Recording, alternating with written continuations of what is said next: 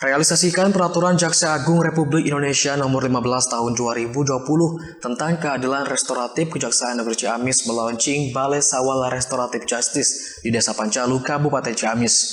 Berbagai permasalahan hukum yang bersifat ringan tidak harus lagi dibawa ke pengadilan, namun cukup dimusyawarahkan di tingkat desa.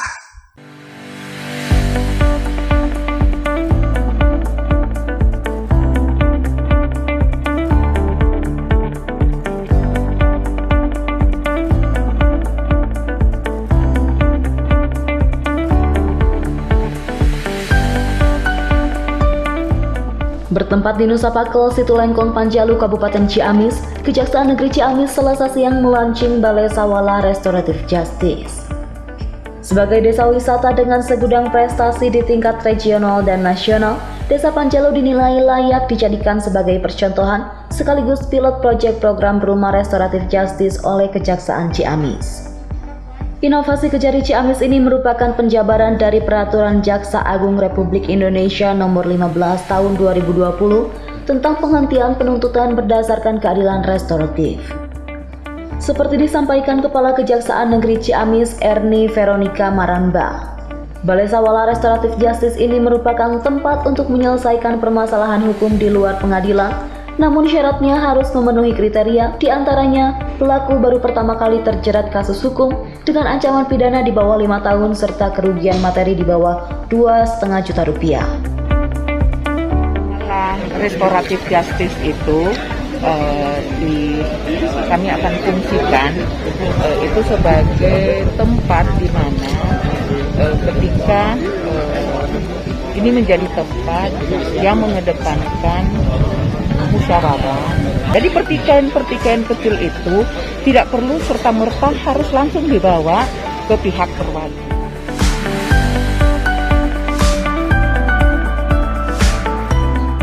Sementara itu, Bupati Ciamis Herdiat Sunaria mengapresiasi program Restoratif Justice sebagai solusi untuk menyelesaikan berbagai permasalahan hukum yang bersifat ringan tanpa harus ke pengadilan, namun cukup dimusyawarahkan di tingkat desa. Guna mendukung program ini, Herdiat berjanji bakal mendirikan rumah restoratif justice di berbagai wilayah di Kabupaten Ciamis dengan memanfaatkan kantor eks Kewadanaan. Tidak semua masalah harus diselesaikan di pengadilan. Ada masalah-masalah tertentu yang masalahnya ringan, tapi bisa dimediasi, bisa diselesaikan oleh tokoh masyarakat antara pelaku dengan korban. Itu kalau kita lebih mengenal istilah islah pelaku dengan korban, tetapi hal-halnya tentu masalah-masalahnya yang tidak berat.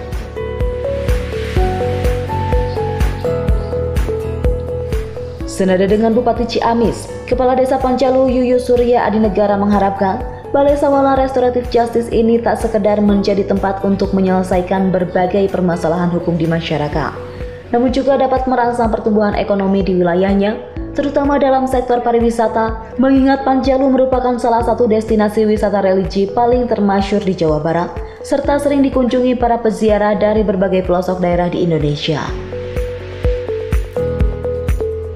Alhamdulillah, ini sangat berkah bagi kami Desa Panjalu dan tentunya dengan kepala desa yang lain, 8 desa yang ada di Kecamatan Panjalu di sebuah berkah. Insya Allah Desa Panjalu ini akan menjadi virus, diharapkan menjadi virus bagi desa-desa lainnya untuk konsep seperti ini. Jadi insya Allah dengan keberadaan kehadiran restoratif justice ini akan bisa bermanfaat bagi kami para kepala desa yang ada di Kecamatan Panjalu.